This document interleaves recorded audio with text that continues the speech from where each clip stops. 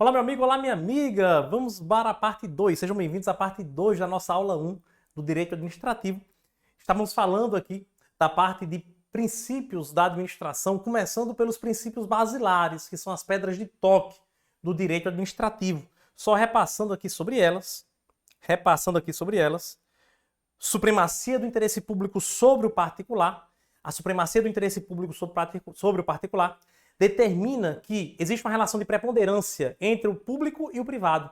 Existe uma relação, gente, que é uma relação vertical, muito importante isso. Uma relação de verticalidade entre o Estado e o particular. Já na indisponibilidade, nós temos a regra de que o Estado não pode abrir mão, o agente público não pode abrir mão do interesse público para privilegiar interesses privados. Então, ele, em determinados momentos, ele tem o interesse público como indisponível, não pode mexer no interesse público, não pode dispor livremente do interesse público. Ok.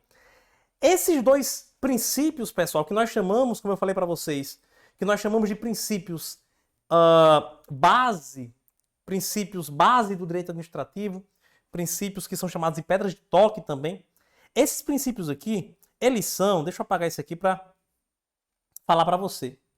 Esses princípios, eles são chamados de princípios implícitos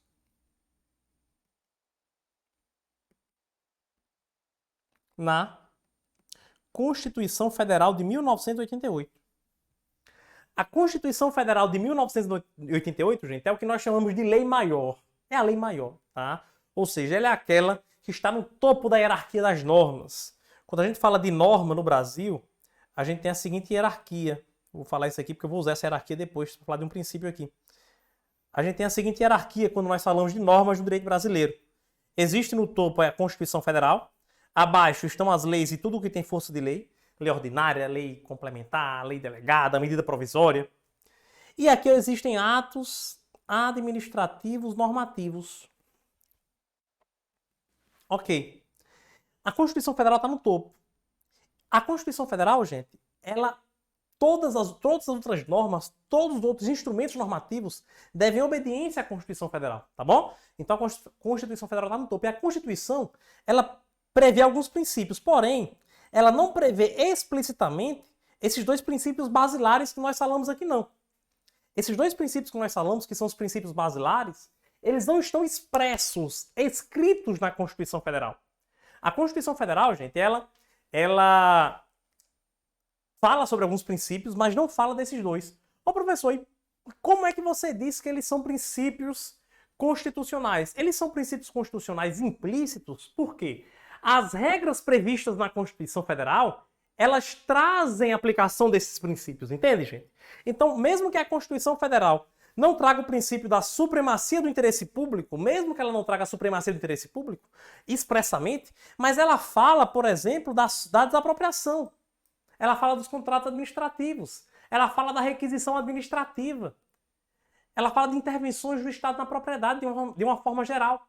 Então ela não traz o nome princípio da supremacia, porém ela traz várias prerrogativas do Estado que a doutrina, através dessas prerrogativas, criou o nome de princípio da supremacia. Indisponibilidade, mesma coisa. A Constituição, gente, ela não traz um nome princípio da indisponibilidade do interesse público, não. Mas ela traz várias limitações para o gestor, várias restrições. Obrigação de licitar, obrigação de fazer concurso, e essas limitações dão a ideia de indisponibilidade. Então esses princípios são princípios doutrinários. Quando eu falo doutrina, são os estudiosos do direito administrativo que criaram esses princípios através das regras previstas na Constituição. Tudo bem? Beleza? Então são implícitos. O que nós vamos ver aqui agora são os princípios explícitos da Constituição a respeito da administração pública. A gente, indireta, pode ser chamado, embora em prova a gente não tenha essa nomenclatura de indireta, mas você pode entender dessa forma. Tá bom? Implícito quer dizer que não está escrito na Constituição dessa forma, mas como tem várias regras que traduzem esse princípio, entende? Uma coisa que eu esqueci de fazer no início da aula, eu quero pedir licença para fazer agora. Tá bom? Antes de a gente falar, pessoal, sobre os princípios da administração pública, os princípios constitucionais, eu quero fazer uma indicação para vocês de estudo do direito administrativo. É o seguinte. No direito administrativo, eu acabei de falar de doutrina, né? Ó, esses princípios são doutrinários, porque de fato, nós temos no direito administrativo, gente, estudiosos a respeito de matérias. Por exemplo, esse livro aqui, ó, é de Maria Silva Zanella de Pietro, Direito Administrativo. Isso é doutrina de direito administrativo. Essa mulher, ela cria várias teorias a respeito do direito administrativo. Eu tenho outro aqui, que é doutrina clássica também, Celso Antônio Bandeira de Mello. Também é doutrina clássica, também cria teorias a respeito do direito administrativo. Estudioso do direito administrativo, pessoas famosas do direito administrativo no Brasil, que criam teses, criam teorias. E essas teses e teorias, pessoal, elas são cobradas em concurso público. Aí você pergunta, professor, eu preciso mesmo estudar essas teses e teorias desses livros que você mostrou? A resposta é não. Não por esses livros, vamos dizer assim. Não por esses livros. Por quê? Porque a minha indicação para você vai estar estudando comigo aqui, beleza. Eu tenho uma apostila. Mas se você quiser outra fonte de estudo, você tem várias opções no mercado, tem PDF e tal. Mas se você quiser livro, dá para estudar por livro, tá, gente? Dá para estudar por livro, mas você não vai estudar por esse livro que eu mostrei, de Maria Silva Zanella de Pietro, de Celso Antônio Bandeira de Mello. Porque apesar de as teorias deles, principalmente essa aqui, ó, principalmente de Pietro, é muito Sebrasp. A Sebrasp adora as teorias dela. Apesar de as teorias deles serem cobradas em prova, gente, as bancas, elas não adotam unicamente um autor. Elas adotam vários autores, vários doutrinadores. Então você precisa pegar um livro que seja específico para concurso. Por exemplo, esse daqui, ó. Esse aqui é de Alexandre Maza, é muito bom, eu gosto muito desse livro. Esse livro aqui é um manual de direito administrativo para concursos públicos. Então aqui ele fala das teorias que são cobradas mais em provas. As teorias de Maria Silva Zanella de Pietro, de Celso Antônio Bandeira de Mello, de José dos Santos Carvalho Filho. Dos doutrinadores, eles mesclam nesses livros de concurso as teorias de vários doutrinadores, sendo aquelas que são adotadas pelas bancas, entende? Então, Alexandre Maza é uma boa pedida. Outro aqui, Sionil Borges.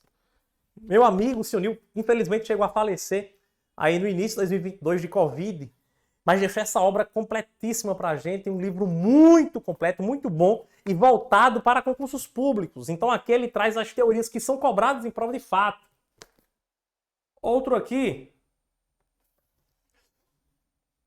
esse aqui, eu conheci recentemente esse livro aqui.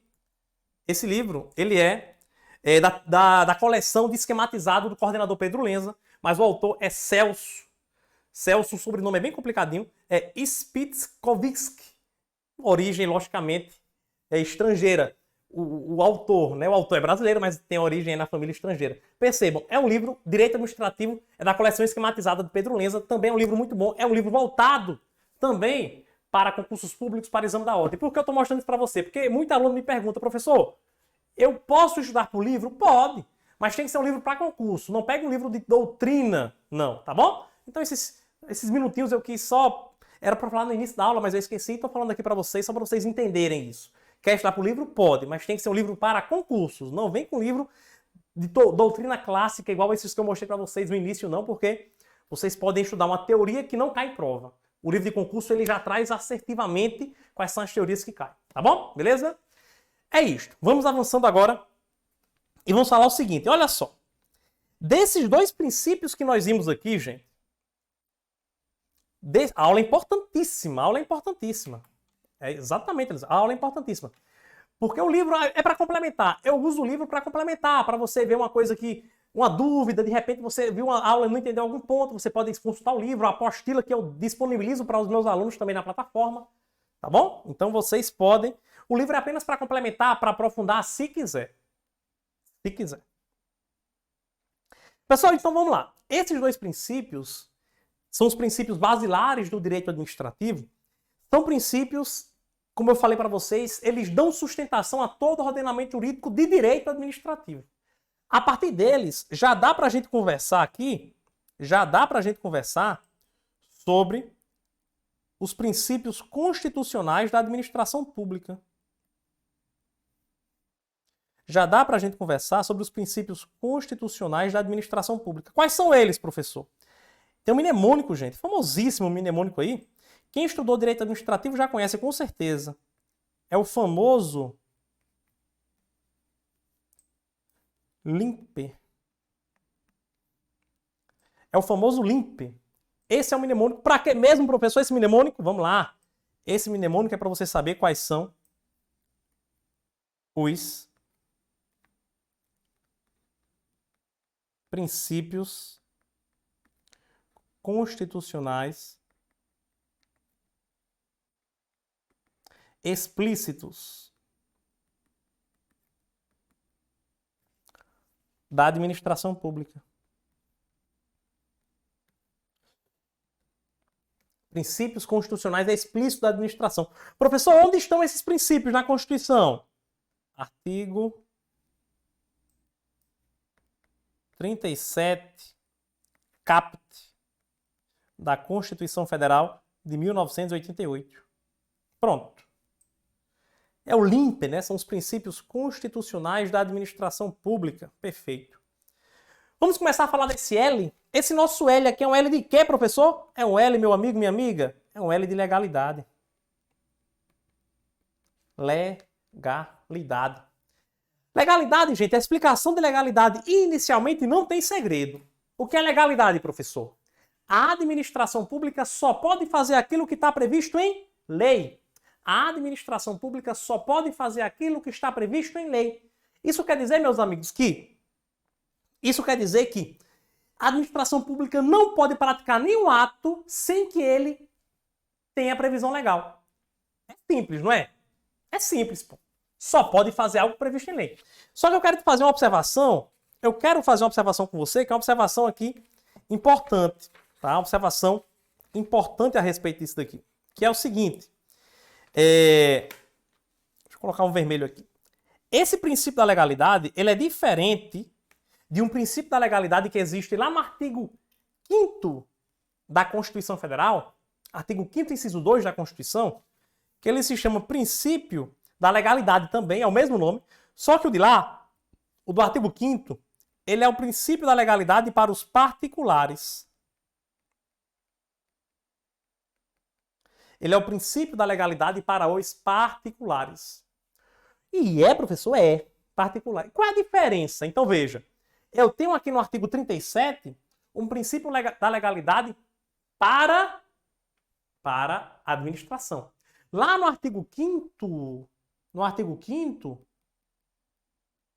eu tenho o princípio da legalidade para o particular. Você sabe o que o artigo 5º diz?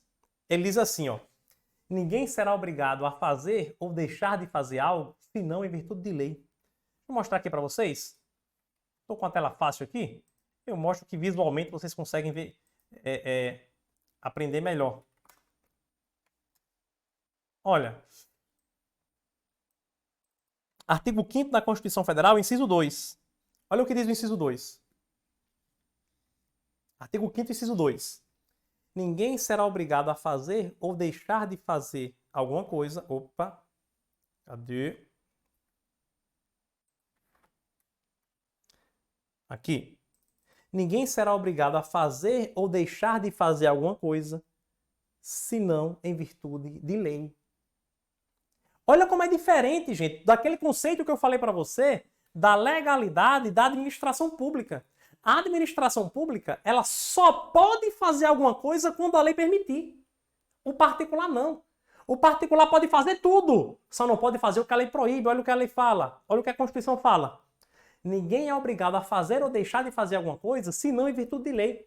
Então você, eu, na condição de particular, a gente pode fazer qualquer coisa. Agora vamos lá, eu posso sair de casa hoje aqui, termino a aula, eu quero comemorar a primeira aula, foi massa de direito administrativo, a galera participou, foi empolgante, beleza, saio de casa, vou no bar, tomo uma cachaça e volto para casa dirigindo. Eu posso fazer isso, sim ou não? Aí eu não posso. Eu sou livre para fazer o que eu quiser. Mas nesse caso que eu falei, eu não posso. Por quê? Porque a lei proíbe que eu faça isso. Porque a lei diz que eu não posso fazer isso. Então perceba, o particular, gente, ele pode fazer qualquer coisa. Qualquer coisa. Qualquer coisa. Mas tem alguns pontos que a lei proíbe. A lei não deixa roubar, não deixa matar, não deixa sair bêbado andando de carro. Entende? Então eu tenho o quê? Legalidade para o particular. Agora, e a administração pública? Opa, a administração pública não é livre para fazer o que quiser, não, como nós particulares. A administração não tem uma simples legalidade que permite que ela faça o que quiser, apenas não pode fazer o que é proibido, não. A administração pública, ela tem na legalidade uma restrição e apenas pode fazer alguma coisa quando a lei permitir. Então, em resumo, gente, o particular, a priori, ele é livre, pô. O particular pode fazer o que quiser. O particular pode fazer o que quiser. Livre. Ele só vai ficar preso em alguns momentos quando a lei determinar. A lei fala, olha, tu não pode agir, tu é proibido fazer isso, ele fica preso. Mas a priori é livre. Se não existisse nenhuma lei no Brasil, o particular era livre ou não? Era livre de fazer qualquer coisa. Não tem lei. Se não tem lei proibindo que ele faça, ele pode fazer qualquer coisa. Já a administração pública, não. A administração pública está aqui, ó, amarrada, presa. Não pode fazer nada. Só pode fazer o que a lei permite. Pergunta, se não existisse nenhuma lei no Brasil, a administração pública poderia fazer alguma coisa? Resposta, não.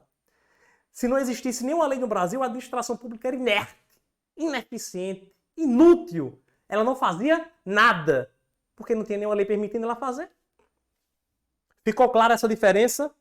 Digam se concordam comigo aí, se entenderam tudo. Digam para mim se ficou claro isso daí.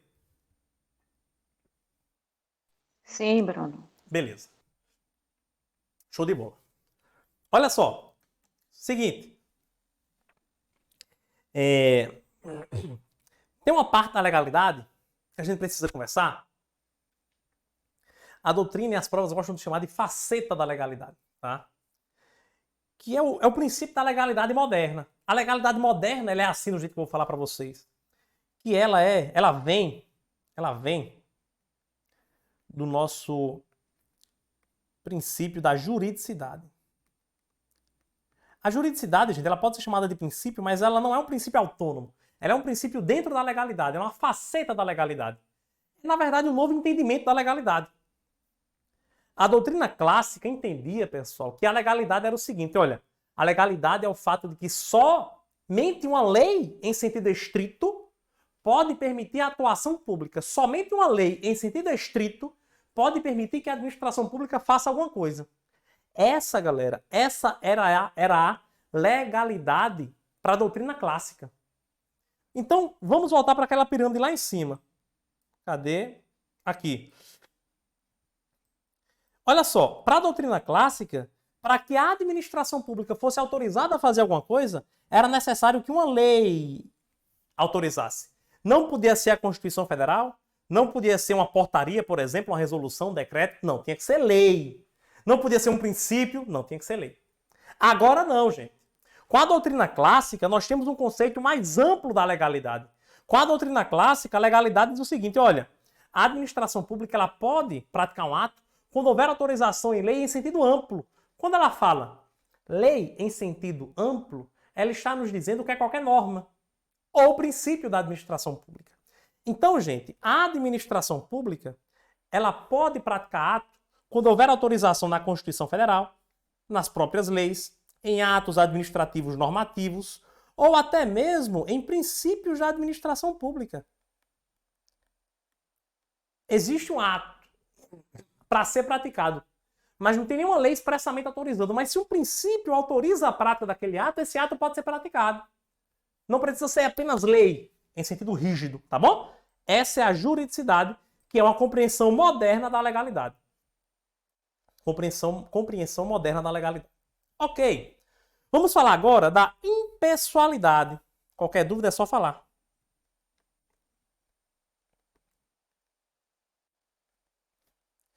Impessoalidade já dá a ideia de quê? Atuação impessoal. Impessoalidade, gente, é o princípio que nos diz que o agente público ele deve ter uma atuação impessoal no trato da coisa pública, sabe? É um princípio que parece muito com a indisponibilidade. Não pode abrir mão do que é público para privilegiar os seus, para se beneficiar. A impessoalidade é muito isso. Mas a impessoalidade a gente vai conhecer ela através de 3 vertentes. Existem 3 vertentes da impessoalidade que você precisa conhecê-las. E com isso você vai responder qualquer questão de prova sobre o tema. A impessoalidade, gente, ela compreende o quê? Compreende a neutralidade,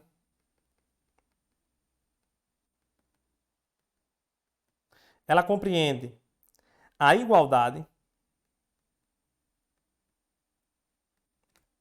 e ela compreende um pouquinho mais para cima aqui, e ela compreende a finalidade do ato administrativo. Seguinte, primeiro, neutralidade. Gente, a neutralidade é o subprincípio aqui, é o item, é o ponto da igualdade, da impessoalidade, que nos diz que o agente público ele deve ter uma atuação neutra no trato da coisa pública, no exercício da função pública. Um ponto muito forte da neutralidade, gente, é a imputação volitiva. Vou falar para você o que é.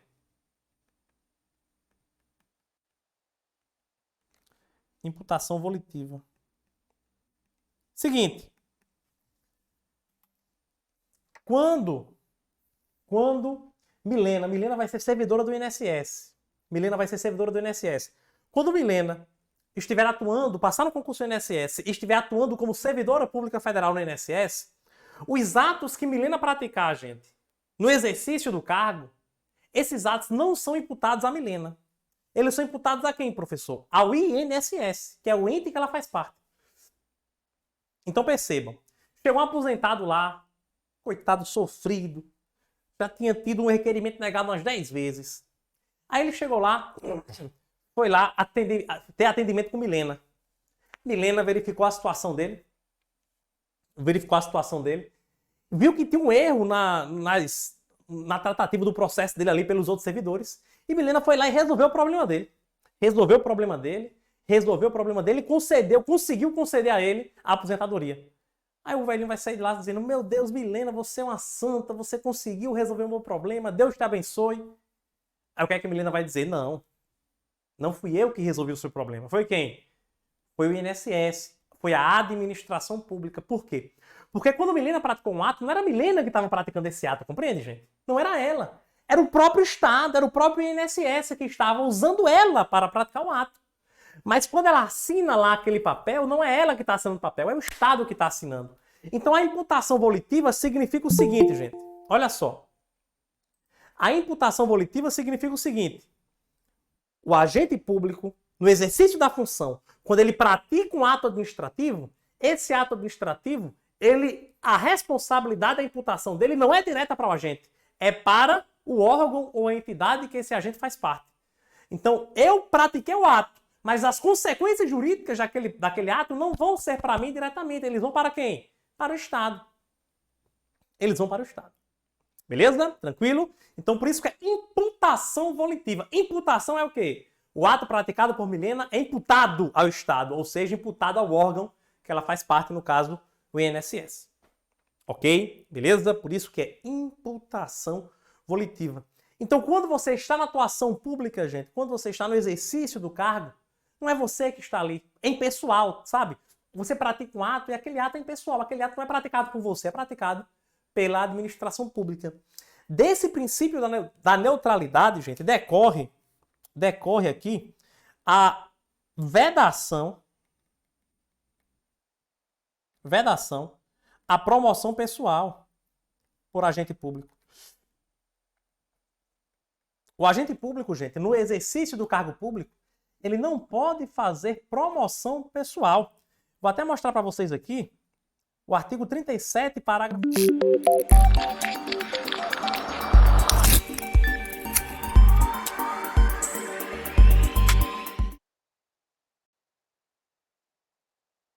Apareceu a vinheta do TEC.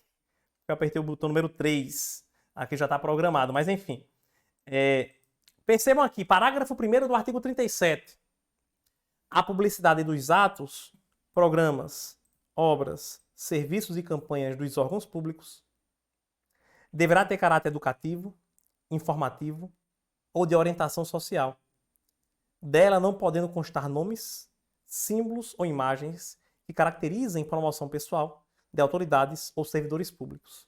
Então, todo tipo, gente, de atos, programas, obras, serviços, campanhas, tudo que é feito com dinheiro público deve ter caráter apenas educativo, informativo ou de orientação social. Não pode constar nomes, símbolos ou imagens. Eu já vi várias questões de prova do seguinte sentido, gente. Ó, vou até colocar vocês para mais perto de mim. Eu já vi várias questões de prova do seguinte sentido. O prefeito de determinado município, ele foi lá promover uma obra, foi fazer uma obra lá, o município foi fazer uma obra, foi construir uma ponte. E aí, do lado dessa ponte que está sendo construída, ele colocou um outdoor, e colocou um outdoor com a foto do prefeito e a seguinte mensagem: essa ponte foi o prefeito fulano que está dando de presente para vocês. Porra, não pode, isso é promoção pessoal. É utilizar uma obra pública para fazer uma promoção pessoal. Tá bom? Um caso que acontece muito no interior, muito. Você já deve ter ouvido falar um fato desse. O prefeito manda pintar as escolas municipais da cor do partido dele. Olha só que doideira. O partido dele tem a cor cinza. Vamos botar uma cor bem neutra aqui para ninguém se doer. O partido dele tem a cor cinza. Aí o que é que ele faz? Ele vai lá, manda pintar todas as escolas de cinza. Não tem nada a ver com a cor do município, com a cor das bandeiras do município. Cor cinza. Por quê? Para ser a cor do partido dele. Isso é o quê? Promoção pessoal. Não pode. Beleza? Tranquilo? Então, é a nossa proibição aqui da Constituição. Essa vedação, galera, essa vedação para a promoção pessoal é exemplo da neutralidade. Olha a Elisângela dizendo que na cidade dela já aconteceu muito. Pois é, rapaz. Pois é. Gente, beleza. Essa é a neutralidade, imputação volitiva. Os atos praticados não trazem responsabilidade para você. Só para a gente fechar esse ponto,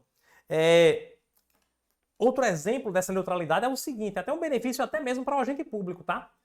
Quando você pratica um ato no exercício da sua função e esse ato ele vem a causar dano em alguém, você não tem responsabilidade primária, direta, sobre esse dano. Não, o dano é para o Estado. A responsabilidade é para o Estado. Então, vamos supor que você, no exercício da sua função, gerou dano a alguém. Você causou dano a um terceiro. Esse terceiro vai entrar com ação judicial contra o Estado. Contra o Estado. E esse Estado, ele pode, a depender do caso, entrar com ação judicial contra você para cobrar esse prejuízo. A gente vai trabalhar isso bem direitinho lá no tema de responsabilidade civil do Estado. A última aula para quem é de Pernambuco. Vai ser em agosto essa aula, em agosto. Responsabilidade civil do Estado. Tá bom? Beleza? Ok. Pessoal, é o seguinte, olha só. Neutralidade, show de bola. Vamos falar aqui da impessoalidade. A impessoalidade, pessoal, ela também tem como um dos subtópicos aqui, uma das vertentes, a igualdade. A igualdade, ela, a priori, é simples, vai dizer que o administrador público, o gestor, o agente, no exercício da função, deve tratar todo mundo de maneira igual. Então, por exemplo, a Elisângela, quando for professora concursada lá de Pernambuco, ela não pode dar prioridade a algumas pessoas em detrimento de outras. Não. Ela vai tratar todo mundo da mesma forma. Trata todos os alunos da mesma forma, todos os colegas da mesma forma. Essa é a regra, essa é a ideia. Só que tem que ter um cuidado. Tem que ter um cuidado por quê? Olha só. A igualdade, gente, ela tem duas espécies, vamos dizer assim. Igualdade. Existem duas espécies de igualdade. Existe a igualdade, gente, que nós chamamos de igualdade formal. E existe a igualdade material. A igualdade formal, galera, é aquela igualdade em que o Estado trataria todo mundo da mesma forma geral mesmo. Sem levar em consideração condição pessoal de ninguém, condição social de ninguém. O Estado trata todo mundo, bota todo mundo em o mesmo bolo e confere o mesmo tratamento a todas as pessoas. Essa é a igualdade formal. Todo mundo é tratado da mesma forma. Só que a nossa Constituição Federal, gente, ela não prioriza, ela não busca uma igualdade meramente formal, não. A nossa Constituição não quer isso. O que a nossa Constituição quer e busca é uma igualdade material. Essa igualdade material, ela pode ser chamada também de isonomia, tá? Isonomia. E aqui, gente, essa igualdade material é o seguinte. Olha só.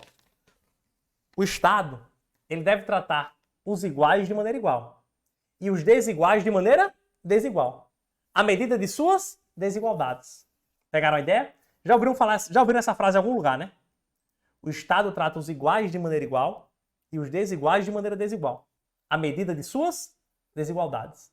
O que é que isso significa, professor? Isso significa o seguinte, gente. Quando o Estado estiver diante de uma situação em que as pessoas são iguais, o Estado vai tratá-las da mesma forma. Agora, existem situações que as pessoas têm condições diferentes. Em virtude dessas diferenças, o Estado ele pode e deve dar um tratamento diferenciado. Esse princípio aqui, pessoal, essa vertente, ela é base para os programas de assistencialismo do governo, por exemplo. Bolsa Família, que agora mudou o nome, Auxílio Brasil, né? As cotas em concurso público, cota em universidade pública. Idade diferente para aposentadoria entre homens e mulheres. São pessoas diferentes, a gente dá um tratamento diferenciado. O idoso ele tem condições, tem preferências, ele pode andar de ônibus sem pagar passagem. Tem prioridade, por exemplo, em estacionamento, existem vagas especiais para idosos, para pessoas com deficiências. Isso é isonomia. Isso é isonomia. Tudo bem? Eu vejo que são pessoas que a diferença entre elas é tão grande que se a gente for tratá-las da mesma forma, a gente vai causar injustiça. A gente vai causar injustiça. Então, para a gente manter e buscar, galera, um termozinho que também é usado em prova, justiça social. Para a gente buscar uma justiça social, a gente pega essas pessoas que são tão diferentes e a gente vai fazer uma adaptação nessa igualdade. Dar um tratamento diferenciado para elas, para que a gente busque a justiça nesse tratamento. Beleza? Então isso daqui é isonomia. Isso daqui é isonomia. Tá? Princípio constitucional aí decorrente da impessoalidade. Ficou claro, né? Ficou claro. Diferença, por exemplo, de aposentadoria diferente para homem e mulher. Por quê? Professor, por quê? Eu nunca entendi por que mulher se aposenta mais cedo. Ora, por quê? Porque culturalmente, no nosso país, tradicionalmente, a mulher, além de trabalhar fora, trabalha em casa também. É uma coisa que a gente quer que mude, sim, quer que mude. A tendência é buscar pela mudança, mas culturalmente a realidade que é posta é essa. Então ela merece se aposentar um pouco mais cedo. Beleza? São essas. Auxílio, por exemplo, na época da pandemia do Covid, a gente teve auxílio emergencial. Eu não recebi auxílio emergencial. Muitas pessoas receberam. Milhões de pessoas receberam. Mas eu não recebi. Teve gente que recebeu e teve gente que não recebeu. Por quê? Que tratamento diferente é esse? Ora, a isonomia. O Estado pegou pessoas em situações diferentes. Por exemplo, fulaninho estava precisando, desempregado. Então ele não tinha o que comer. Eu dei a ele um auxílio, uma ajuda a ele. Mas Bruno é servidor público. Bruno pode até ter passado por um momento difícil, ter ficado sem muita aula para dar, beleza. Mas passar fome ele não teve perigo de passar não, porque ele tem um salário dele todo mês garantido, porque é servidor público. Então Bruno não merece auxílio emergencial, mas essa outra pessoa merece. Então, o tratamento diferenciado. Isso é isonomia, tá bom? Ok, virando a chave, finalidade. Finalidade, gente. Todo ato administrativo, ele tem uma finalidade geral e uma finalidade específica para obedecer. Uma finalidade geral e uma finalidade específica para obedecer. Todo ato administrativo tem sua finalidade geral e sua finalidade específica. Qual é a finalidade geral de todo e qualquer ato administrativo, professor? Todo e qualquer ato administrativo tem como finalidade geral alcançar o interesse público. Gente, muito cuidado, tá? Interesse público, a gente vai falar sobre isso até o final das nossas vidas. Até você lá com 80, 90, 100, 200 anos lá, bem perto de morrer, você vai estar escutando minha voz. Interesse público, interesse público, interesse público. Por quê? Porque o interesse público é o que se busca no direito administrativo, sabe, gente? Tudo no direito administrativo serve para alcançar o interesse público, no final das contas. No final das contas é isso. Então, é a finalidade geral de todo e qualquer ato administrativo alcançar o interesse público. Agora, a finalidade específica, se é específica, é porque cada ato tem o seu, né? Cada ato tem o seu. Ora, é específico, né? Cada ato tem o seu. Vou dar um exemplo aqui para vocês. Exemplo. Remoção de servidor público. Gente, a remoção de servidor público é um ato administrativo que tem como finalidade organizar o serviço público. Organizar. Vamos supor que aqui no estado da Paraíba, o cara que é servidor público estadual aqui na Paraíba, E aí eu tenho, em um órgão aqui na sede do Estado, eu tenho 10 servidores na área de TI. Mas lá em uma cidade no sertão do Estado, eu não tenho nenhum servidor na área de TI. E lá está precisando. Então o que é que o órgão pode fazer? Ora, se eu tenho 10 de uma pessoa, eu posso pegar pelo menos um ou dois daqui e colocar lá no sertão, porque lá está precisando. Lá não tem nenhum. Então a gente pega um daqui, coloca lá para organizar. Deixar o serviço mais distribuído, sabe? Mais organizado, as atividades mais distribuídas. Mas o que é que acontece na prática? Vamos lá. O que é que pode acontecer aqui legalmente? Qual a situação que violaria esse princípio? O chefe, a autoridade, tem uma briga, tem uma rixa pessoal com o servidor. É um desafeto pessoal. Surgiu a primeira oportunidade, ele pegou esse servidor aqui de uma pessoa e jogou lá pro sertão. Colocou em uma cidade lá do sertão que o servidor não queria ir de jeito nenhum. Veja, a finalidade da remoção é para organizar o serviço público. Nesse exemplo que eu falei para você, a remoção, ela obedeceu à sua finalidade específica, sim ou não? Ela realmente foi feita para organizar o serviço público, nesse último exemplo? De jeito nenhum. Ela foi feita para quê? Para atender finalidades pessoais, para resolver desavenças pessoais. Então, nesse caso, essa remoção, gente, ela foi ilegal. Por quê, professor? Por desvio de finalidade. Ela tem uma finalidade, mas não obedeceu à finalidade prevista em lei. Ela foi praticada visando outra finalidade. Então, nesse caso, é um desvio de finalidade, é um ato ilegal. O vício desse ato é no princípio impessoalidade. É um ato que violou ao princípio da impessoalidade. Tranquilo, galerinha? Belezal? Elisângela? Essa remoção que eu falei aqui, esse exemplo que eu falei, é uma remoção ex officio. O que é uma remoção ex officio, professor? De ofício pela própria administração, para organizar o serviço. Então, a administração, em alguns momentos, ela pode determinar sim que o servidor ele vá mudar de um local. Agora, nesse caso que eu falei, foi ilegal essa remoção, né? Ela teve um vício de finalidade, não teve? Teve. Então, o servidor ele pode recorrer à autoridade superior. Se não conseguir na própria administração pública, ele pode entrar com ação judicial, para que o Poder Judiciário determine a anulação desse ato de remoção. Porque nesse caso foi ilegal. Violou ao princípio da impessoalidade. Ok. Gente, o M aqui que nós vamos falar, o M é o M de moralidade. É o M de moralidade. O que é que significa moralidade, professor? A moralidade, gente, ele significa o seguinte. É um princípio simples, tá bom? A impessoalidade tem muito detalhe. A moralidade é simples. Primeira coisa que você precisa saber sobre a moralidade. Parece muito com a impessoalidade.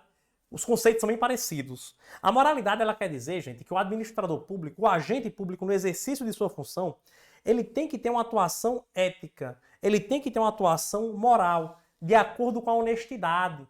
Uma atuação de acordo com a probidade administrativa. Então, a moralidade, na sua prova, você vai encontrar termos muito semelhantes. Eu já vou te avisando aqui. Existem termos muito semelhantes para falar de moralidade. Então, você vai ver lá assim, ó. O termo moral. O agente público deve agir de acordo com a moralidade. O termo honestidade. O termo ética. O termo probidade. Geralmente, probidade administrativa.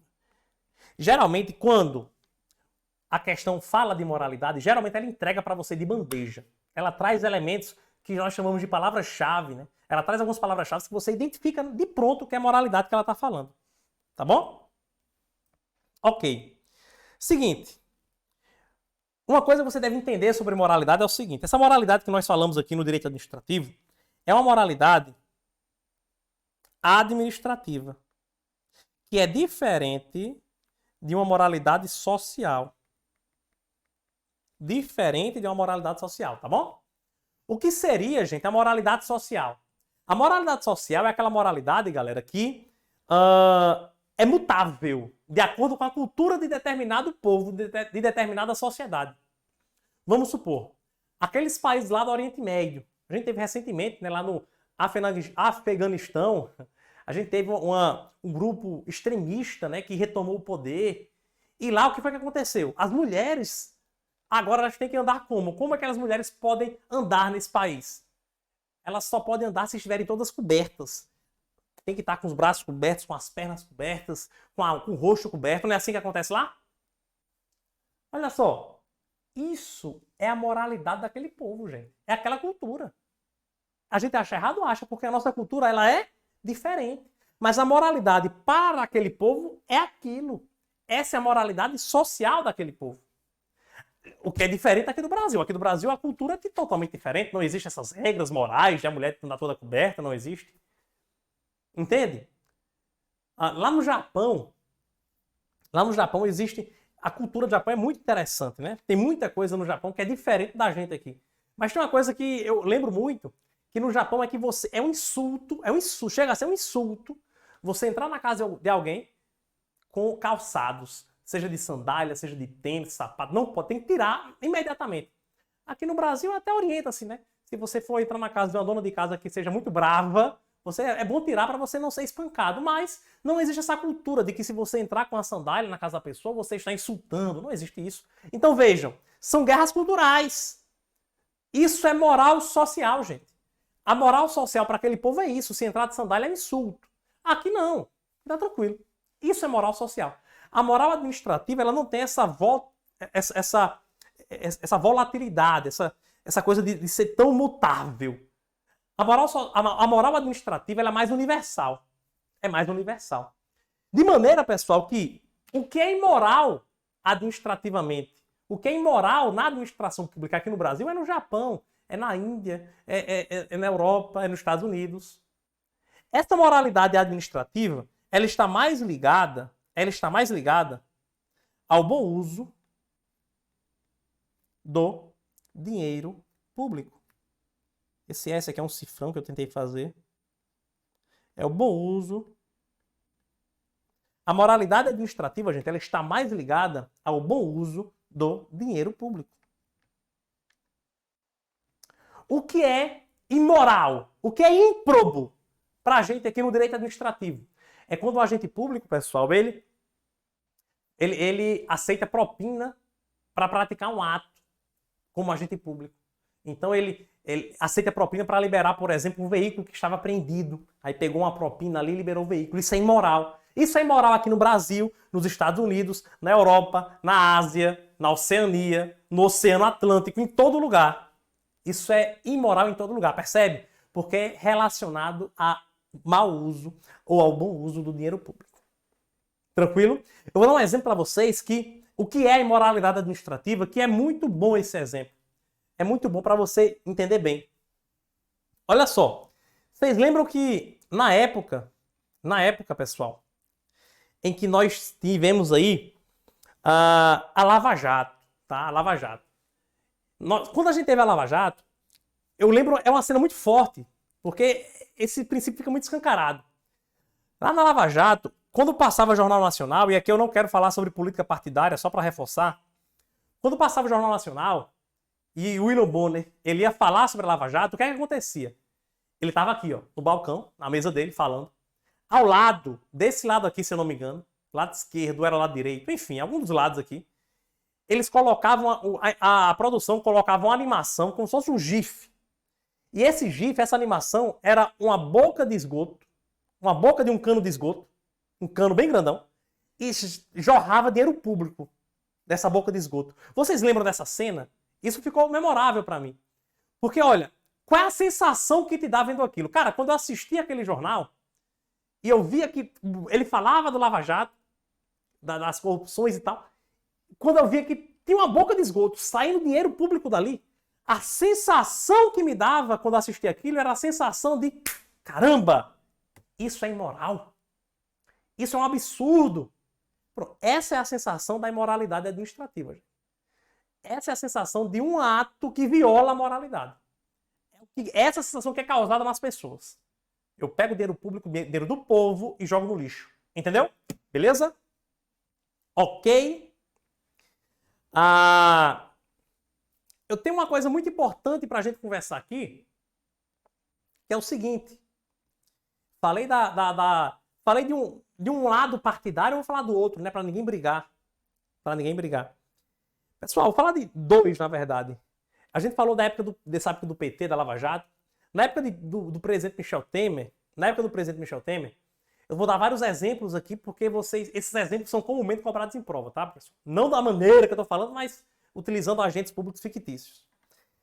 Vocês lembram que, na época do governo Michel Temer, ele nomeou, ou queria nomear, uma mulher para ser ministra do Trabalho. Acontece que essa mulher, quando foram investigar a vida dela, a oposição sempre faz o trabalho bem feito de investigar a vida do cidadão, né? E aí, quando foi investigar a vida dela, descobriram que essa mulher tinha vários processos trabalhistas nas costas. Essa mulher, ela tinha vários processos, respondia a vários processos trabalhistas. Por quê? Porque ela violou vários direitos dos trabalhadores. Aí, olha que viagem. Pô, o cara tá querendo nomear a mulher para ser ministra do Trabalho.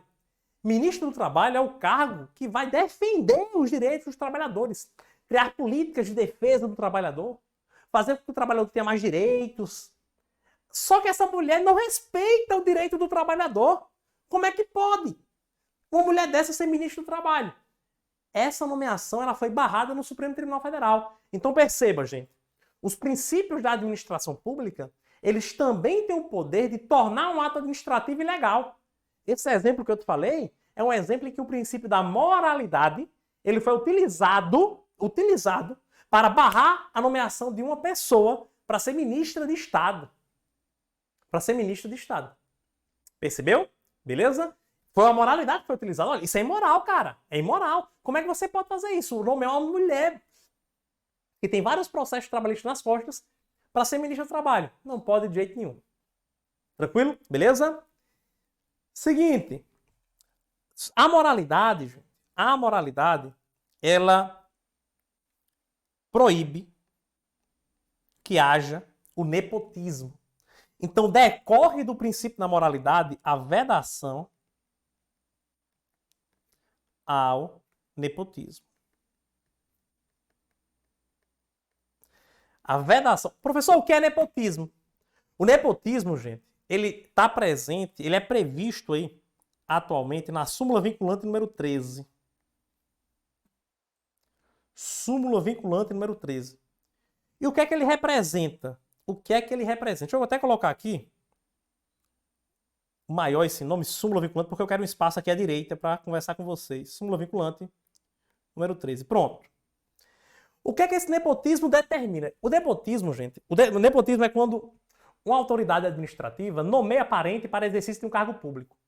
Esse é o nepotismo, né? Então o governador nomeia primo, irmão, tio, tia. Primo não, primo eu vou falar até para vocês que é uma exceção. Tio, tia, irmão, pai, mãe, filho, para exercer um cargo público em comissão, que é aquele de livre nomeação e livre exoneração. Então isso é nepotismo, isso configura a prática de nepotismo. E no Brasil é vedado, na súmula vinculante número 13. Para configurar nepotismo, quais são os elementos necessários, professor? Para a configuração de nepotismo, quais são os elementos necessários? Vou falar para vocês.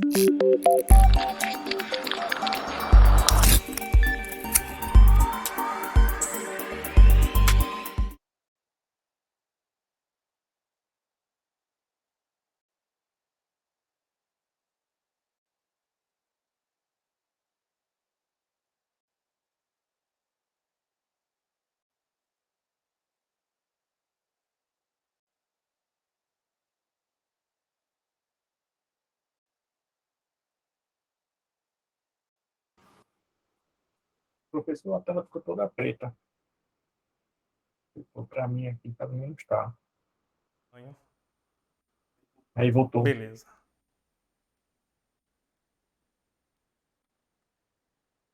Então o que é que eu estava falando para vocês aqui? Olha só, obrigado por avisar, tá? O nepotismo, gente, ele é a contratação de parentes para exercício de cargo público. Em regra, é vedado baseado no princípio da moralidade. E aí, pessoal, para que haja nepotismo, a súmula vinculante número 13, ela traz as regras. O que é o nepotismo? Primeiro, para ser nepotismo, é necessário que o parentesco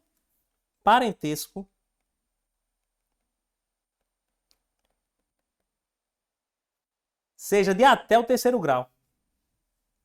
Até o terceiro grau. Tá bom? Então, só para simplificar isso aqui para você. Até terceiro grau inclui quem? Inclui irmão, pai, mãe, filho, avô, avó, tio, tia. Primo não, tá, gente? Vou até colocar uma observação aqui. Primos são quarto grau. O primo, gente, é um parentesco em quarto grau. Então, a priori, a nomeação de primo não é proibida, porque é quarto grau, tá? Então, tem que ser até terceiro grau. Outro requisito importantíssimo, tem que ser cargo. Deixa eu até colocar esse negocinho aqui. Pronto. Melhor. Cargo de livre nomeação.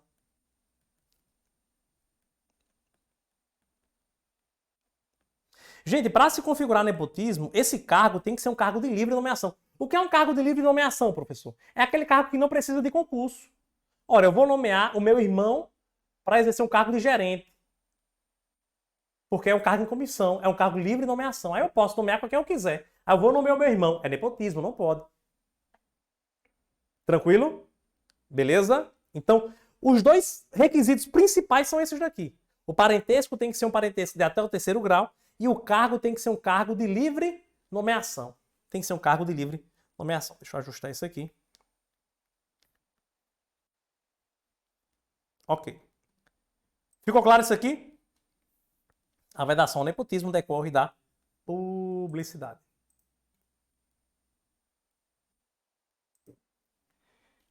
Ok. Ok. Vamos falar da publicidade? Deixa eu ver o nosso horário aqui. Como é que tá a nossa hora? 9h47. A gente vai fazer o seguinte, a gente vai seguir aqui. Tá aqui o celular, aqui embaixo eu procurando. Terminar os constitucionais, fazer algumas questões e a gente encerra. Eu vou dizer para vocês como faremos. Publicidade. Pessoal, publicidade, princípio da publicidade, ele nos diz que os atos administrativos, a priori, eles devem ser públicos ou acessíveis ao público. Essa é a regra. A regra, gente, para a administração pública, é que as informações não podem ficar sob sigilo. As informações devem ser públicas, devem ser acessíveis para a sociedade. Da ideia, a publicidade traz uma ideia muito forte de transparência. Transparência. Tá bom? A publicidade, ela é a regra, tá bom? A publicidade, gente, ela é maior, vou colocar assim para você entender, que a publicação. Muito cuidado. A publicidade é maior que a publicação. Muita gente confunde, e não é a mesma coisa, tá? A publicação, gente, é quando um ato administrativo ele precisa ser publicado em um meio oficial. Então, por exemplo, um ato administrativo ele é publicado em diário oficial. Ele é publicado no site institucional do órgão. Ele é publicado em um jornal de grande circulação. Ele é publicado em um meio. A sua nomeação vai ser publicada onde, a sua nomeação? No diário oficial. Vai ser publicado, hein, gente? Eu estou profetizando aqui que vocês vão ter a nomeação publicada no diário oficial. Então, essa nomeação de vocês, ela, além de ter publicidade, ela tem também publicação. Mas existem atos, pessoal, que não precisam ser publicados. Existem atos que eles estão acessíveis ao público. Então, por exemplo, existe um processo de licitação que ele está lá na administração pública. Se eu quiser ir ter acesso, eu vou ter acesso à maioria desses atos da licitação. Como cidadão, eu posso ter acesso. Mas não necessariamente todo ato dessa licitação precisa ser publicado em diário oficial. Todo ato, não. Então, você entende? Olha, a publicação é um requisito maior. Além de deixar a informação disponível, eu preciso colocar essa informação em uma publicação oficial. Então, por isso que eu coloquei. Existem atos que atendem à publicidade, mas a publicação é um requisito mais específico. Alguns atendem à publicidade e à publicação. Outros atendem à publicidade, mas não necessariamente à publicação. Tá bom? A publicação ela é mais que a publicidade. É maior. Perdão, a publicidade é maior que a publicação. A publicidade é maior que a publicação. Então, a publicidade é como se a gente tivesse assim, ó. Eu tenho aqui atos que devem obedecer à publicidade. Atos que devem obedecer à publicidade. Destes atos, esses daqui precisam ser publicados. Precisam obedecer, além da publicidade, à publicação. Entendeu? Por isso que eu digo, a publicidade é maior que a publicação. Ok? Gente, para a publicidade, existe uma exceção que eu quero conversar com vocês, que são as hipóteses de sigilo. Exceção. Que são as hipóteses de sigilo. Existe uma lei, gente, que é a Lei de Acesso às Informações Públicas, Lei 12.527 de 2011. Essa lei, com base na Constituição Federal, porque a própria Constituição diz, olha, em virtude da segurança do interesse nacional, é possível que as informações sejam mantidas com sigilo na administração pública. Se ela é mantida com sigilo é porque ela não vai ter publicidade, as pessoas não vão ter acesso, em virtude da segurança nacional, do interesse público relevante, mas é apenas exceção, tá, gente?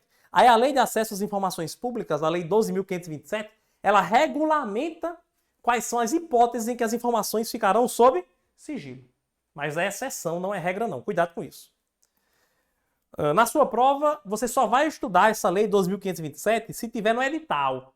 Se não tiver no edital, expressamente a lei, você só precisa saber desse exemplo mesmo. Último princípio, eficiência. Eficiência. Último princípio que a gente falar na nossa aula de hoje. Último princípio da administração pública. Galerinha, a eficiência é um princípio muito parecido com a eficiência da iniciativa privada. Tá bom? A eficiência nada mais é, pessoal, do que a eficiência nada mais é... Deixa eu apagar isso aqui para a gente não confundir.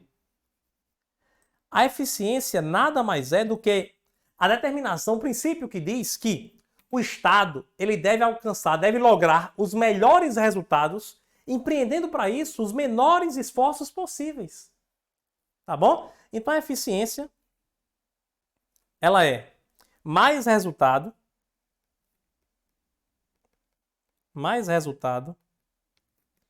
com menos esforço.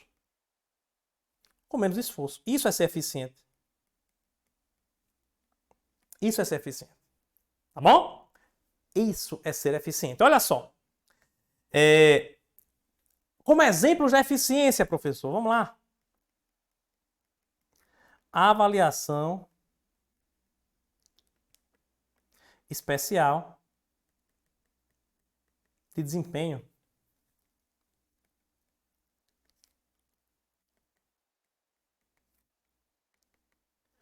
Quando vocês começarem o exercício do cargo de vocês, entrarem em exercício, a Constituição Federal determina que vocês vão passar 3 anos em estágio probatório.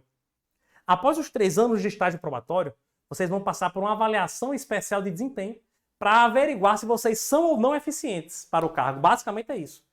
Alguns critérios são observados. Por exemplo, na 812 tem o critério de responsabilidade, assiduidade, produtividade, capacidade de iniciativa, disciplina. Então esses critérios são observados para verificar se você atende aos requisitos para aquele cargo ou não, para saber se você é eficiente ou não. É um exemplo de que se busca eficiência na administração pública. Ok, olha só. Uma informação muito importante. A eficiência, ela ingressou na Constituição Federal através de uma emenda constitucional 19 de 1998. Não existia eficiência antes, pessoal. A eficiência, vejam, a Constituição é de 1988. A Constituição é de 1988. A eficiência entrou 10 anos depois, em 98. Última explicação para você entender isso daqui. Veja só. O que foi que aconteceu? Uma linha do tempo eu vou fazer aqui para a gente entender isso daqui, tá? Olha só, pessoal. Quando a gente vai lá na origem do Estado, eu vou falar de 3 momentos da administração pública para vocês entenderem a eficiência aqui. Quando a gente vai na origem do Estado, gente, lá na origem do Estado, eu tinha uma administração pública que era chamada de administração pública patrimonialista.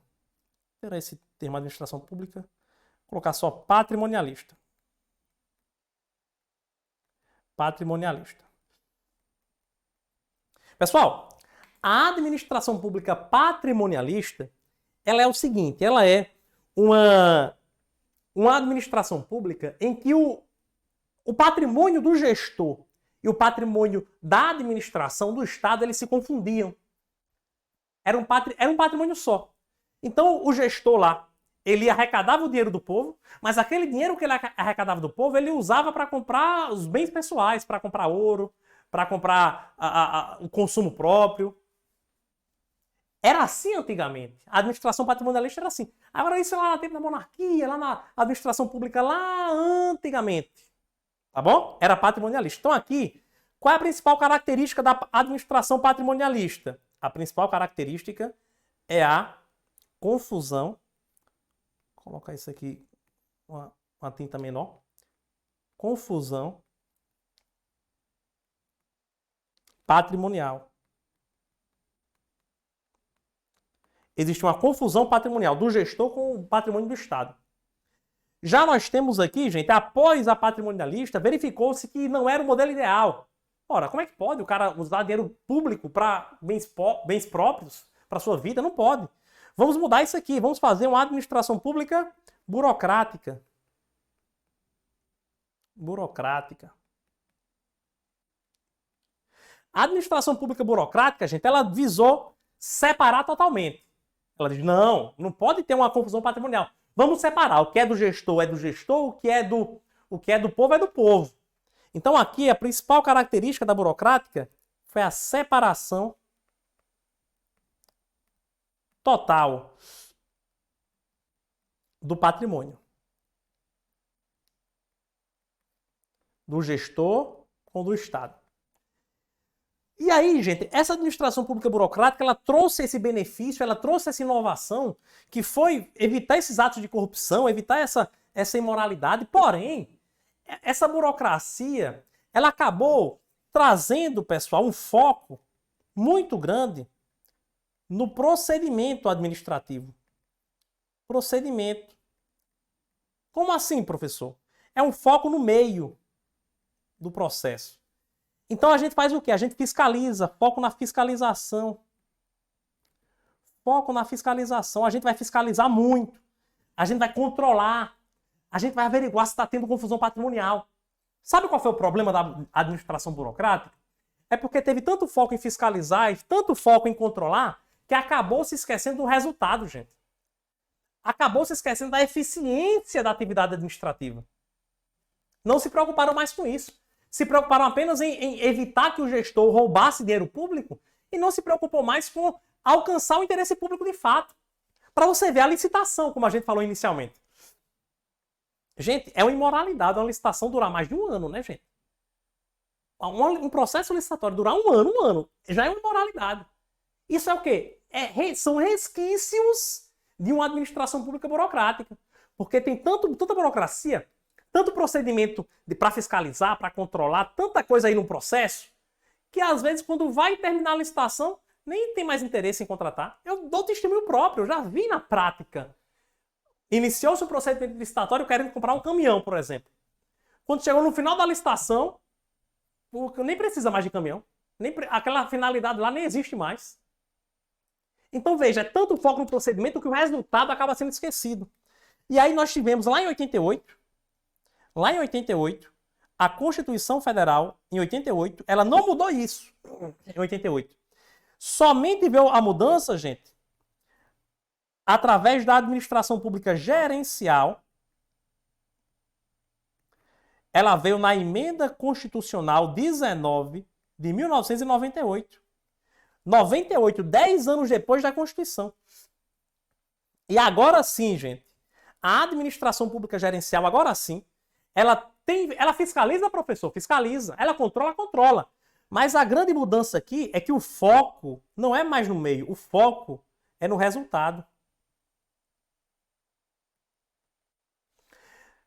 Pronto, nesse exemplo da licitação, o foco não pode ser controlar o procedimento, não pode ser fiscalizar apenas.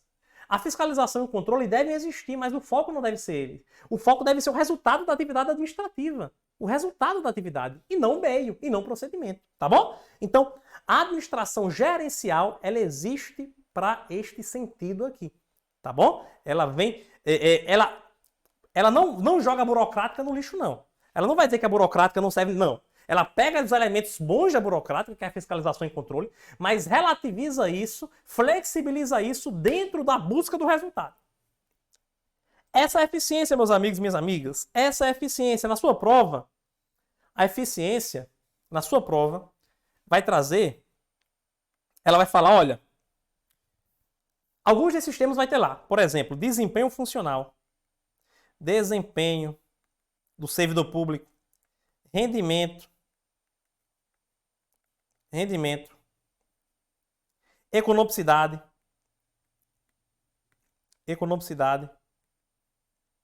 tá bom? Então são termos bem parecidos, finalidade. São termos que quando você vê, você vai identificar de pronto que estamos falando de eficiência. Vamos fazer algumas questões de prova para a gente finalizar a aula?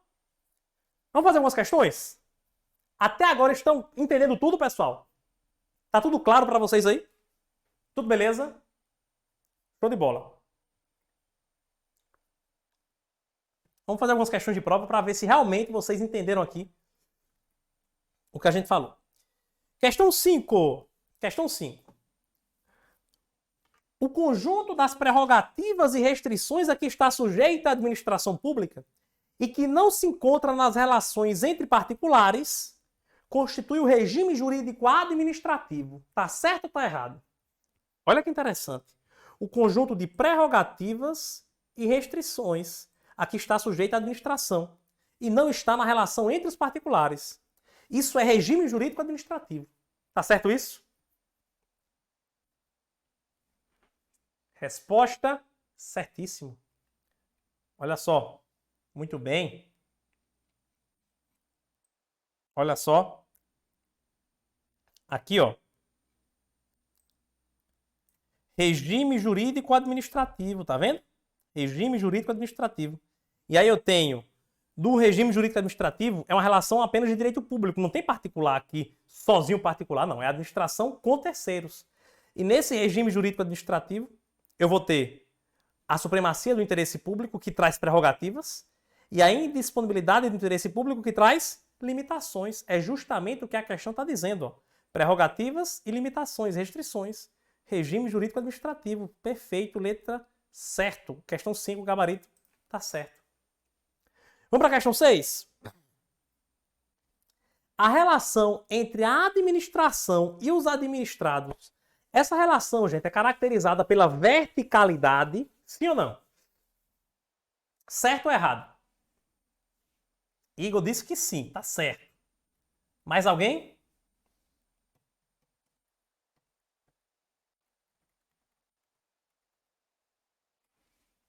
Certíssimo, gente. Muito bem, tá certo. É a supremacia do interesse público. Na supremacia do interesse público, a relação ela é vertical. É uma relação de verticalidade entre a administração e os administrados. Administrados são os particulares, né, pessoal? São os terceiros. Então, ó, perfeito. Questão 7. O princípio da legalidade se aplica apenas ao Poder Executivo Federal.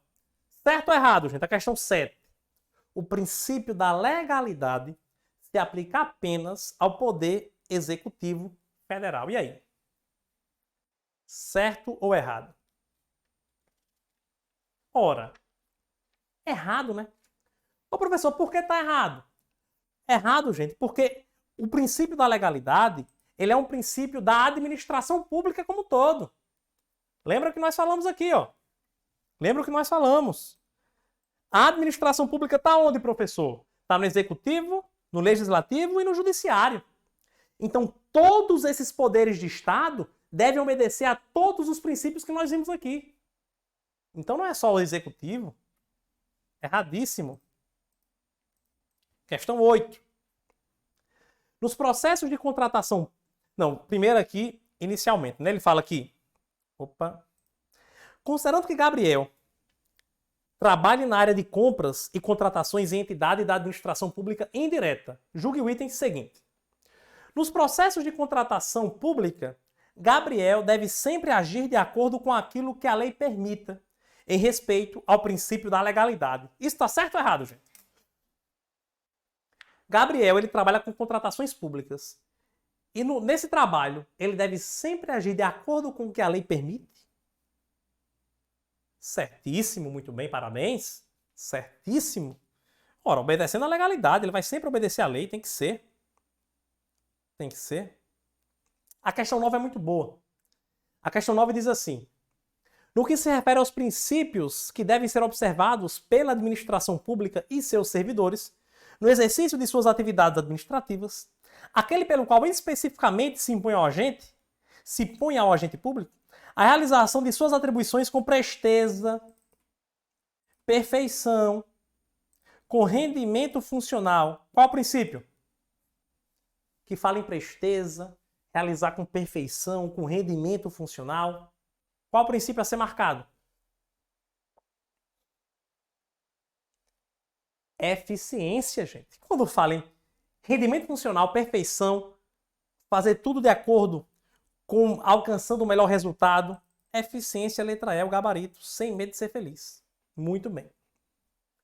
Deixa eu ver aqui. Questão 10. Questão 10.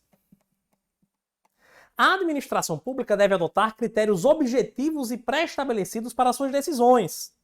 Isto é, quando realizar um processo licitatório, deve aplicar critérios imparciais entre todos os participantes, não podendo ser subjetiva nas decisões e atitudes.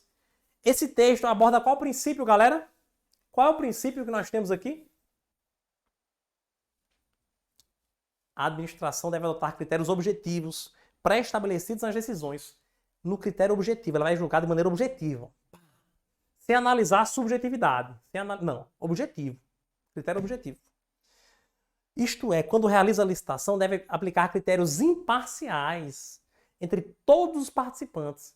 Ele não vai, gente, ser parcial. Isso quer dizer que ele não vai priorizar um em detrimento de outro, não. Quando ele define critérios objetivos no edital de licitação, ele vai, eu vou julgar definidos esses critérios aqui. Eu não vou favorecer você, nem vou favorecer você. Eu vou julgar de acordo com os critérios previstos na lei e no edital. Isso é o quê? Gabarito. Letra D. Impessoalidade. Muito bem, Igor. Isso aí, cara. Impessoalidade. Impessoalidade porque justamente isso, justamente ela não vai favorecer pessoas uns em detrimento de outros. Veja, critérios imparciais. Critérios objetivos, ou não vai ter espaço para que ela possa, no meio do processo, favorecer um, favorecer outro. Impessoalidade é o gabarito. Questão número 11. Questão número 11. A questão 11, nós não vamos fazer agora. Por quê? Ela fala sobre um princípio que nós não vimos na aula de hoje. É o seguinte, pessoal. Nessa aula de hoje, tivemos duas partes aqui. Essa aula vai ter uma parte 3 ainda, tá bom? Temos aula 1, tivemos parte 1 e parte 2. A gente trabalhou, fazer um resumão da aula de hoje. Resumão. Conceito de Estado. Todo mundo aqui comigo. Conceito de Estado. Estado é uma pessoa jurídica, e aí esse Estado ele tem personalidade jurídica, é sujeito de direitos e obrigações.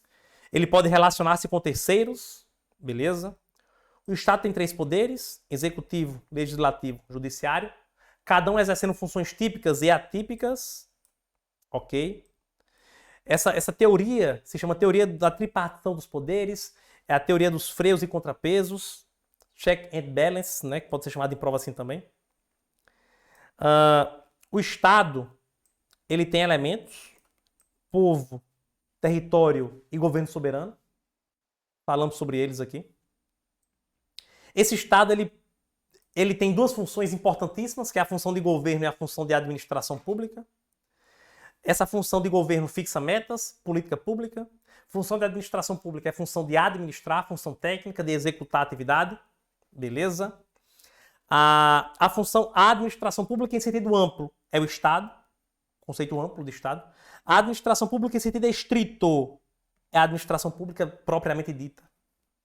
Essa administração pública ela tem 2 sentidos, objetivo ou subjetivo. Objetivo é o objeto, é a matéria, é a função. Subjetivo é o sujeito, é o agente público, é o órgão público, é a entidade administrativa. E aí nós adentramos aqui no regime jurídico da administração pública. Falamos sobre o direito privado, que é a exceção, mas a regra é o direito público, que é o regime jurídico administrativo. Esse regime jurídico administrativo, ele tem a prerrogativa e a limitação. A prerrogativa é a supremacia do interesse público e a limitação é a indisponibilidade do interesse público. Ambos são implícitos na Constituição Federal. Aí eu tenho os princípios explícitos, que é o LIMP, né, gente? Estão lá no artigo 37 da Constituição Federal. E aqui eu tenho legalidade, impessoalidade, moralidade, publicidade e eficiência. Conversamos um pouquinho sobre cada um deles. Tá bom? Na parte 3 da aula 1 que a gente vai fazer, eu vou falar sobre os princípios implícitos da administração pública. Ou pode ser chamado de outros princípios, princípios infraconstitucionais. São princípios, pessoal, que não estão exatamente na Constituição, estão em leis, tá bom? Em leis ordinárias, em leis que formam também o direito administrativo. Beleza? Então isso aí nós vamos ver na parte 3 da aula 1. Eu estou encerrando com o pessoal aqui de casa que está vendo através de uma gravação. Eu espero você na parte 3 da aula, onde vamos falar sobre esses outros princípios. Forte abraço, até lá!